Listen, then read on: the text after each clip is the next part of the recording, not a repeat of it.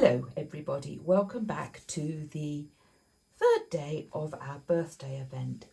And today, having written the blog yesterday about combining the first two designs, I thought, well, let's stitch them out along with today's design because, as I explained yesterday, they fit quite nicely.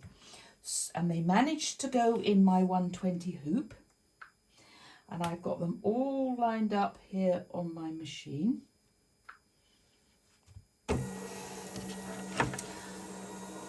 You can see here my hoop.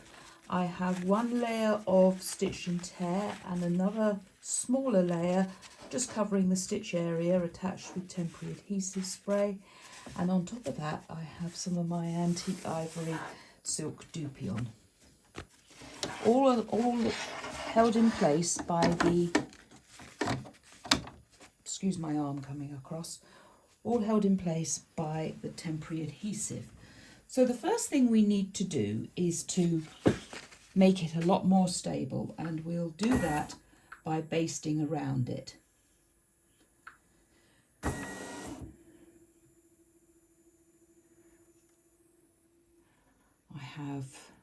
Now remember, as I explained yesterday, this is a good start.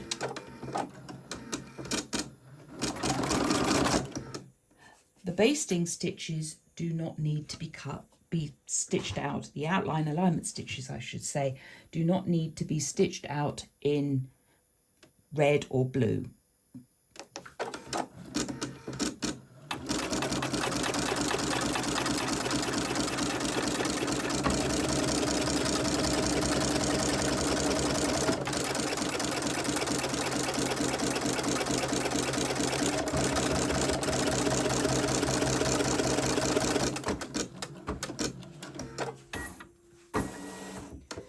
Now that box is going to hold everything nicely in place. The lovely thing about silk dupion is it has these lines going across, and so they give you a good idea as to whether you've actually hooped it straight. And as you can see, this line here is nicely aligned with the outline.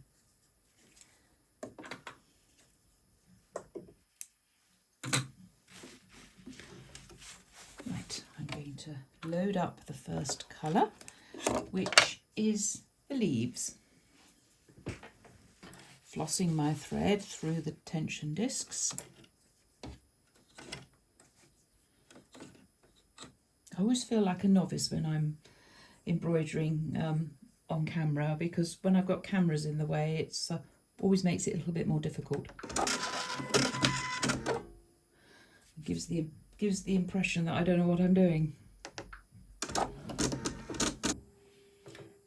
As you can see, today I've not got the automatic trim mode on my machine. I must admit, I sometimes use it, and other times then I prefer to actually, if I'm going to be sat here watching the design, I don't bother with it. Now that was my palest green, which is 1063. Now we're going to go to the off-white. Now, if you've been with me for a long time, you'll know that I hardly ever use a bright white. I prefer an ivory white.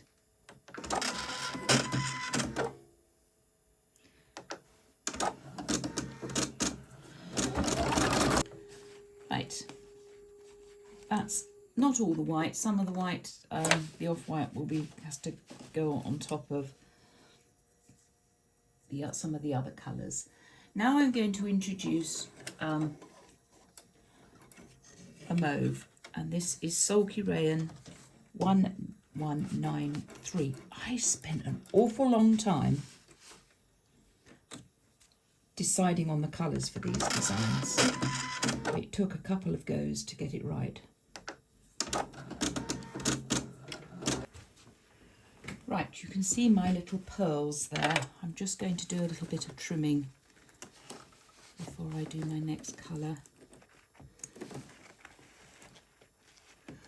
I think I've used this element before, but I prefer it to just a large French knot. It gives it a little bit more structure. I suppose I should have the thread cutter on, really. Just don't want to keep seeing my arm in the way.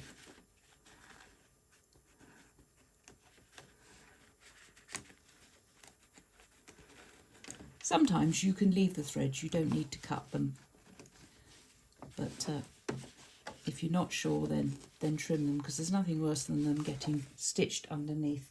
Now you can see quite clearly what today's design is going to look like, and it's a nice little diamond shape which can be used as a linking design, which is what I'm doing here, really, I suppose, isn't it? Right, we're going to put some ecru on now, another of my favourite threads.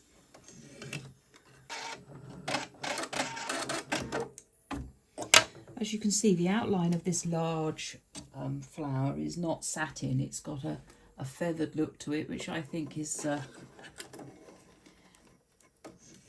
more natural. Right, we filled in the centre of the little pearls and the middle of that flower, and I've used cream for that.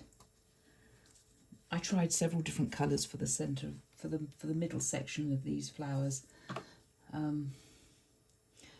Now, one thing I need to remind you about is that when you open a design in your embroidery software,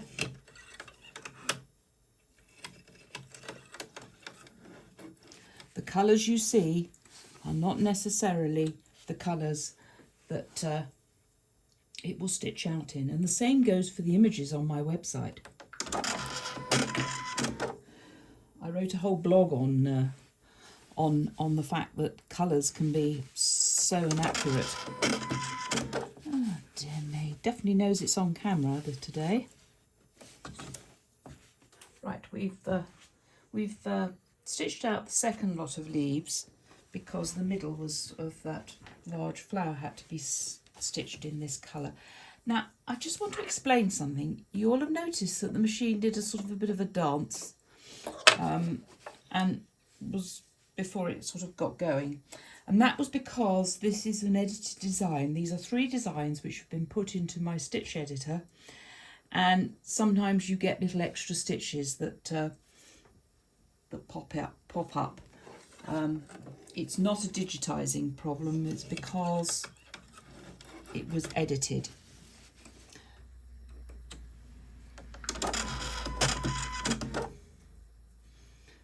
Now we're going to do the scallop.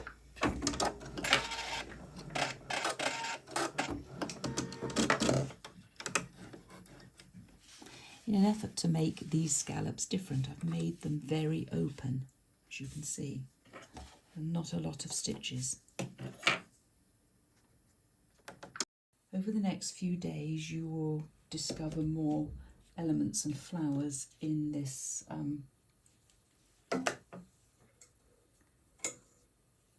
in these designs, and at the moment they are unnamed, but I don't suggest you send me any ideas in quite yet until you've seen a little bit more of them. Right, and that's that design finished, and I think you'll agree with me. I'm just trying to show you find the best way of showing it to you. And there is our design finished, and you can see this is the perfect endless design, because you've got the opening here ready for that one, and it would look really nice as a lovely border. Just missed it hasn't trimmed one there, but I hope you've enjoyed watching that stitch out. As you can see, these are very delicate designs, and I spent a lot of time working on them to get just that perfect look. So I hope you enjoy that, and in the next 3 days you'll discover in the daily freebies 3 more important elements that are part of this collection.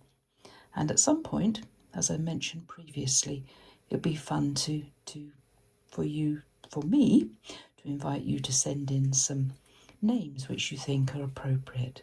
So until next time, I hope you continue to enjoy the birthday event, and I'll invite you again back into my studio very soon.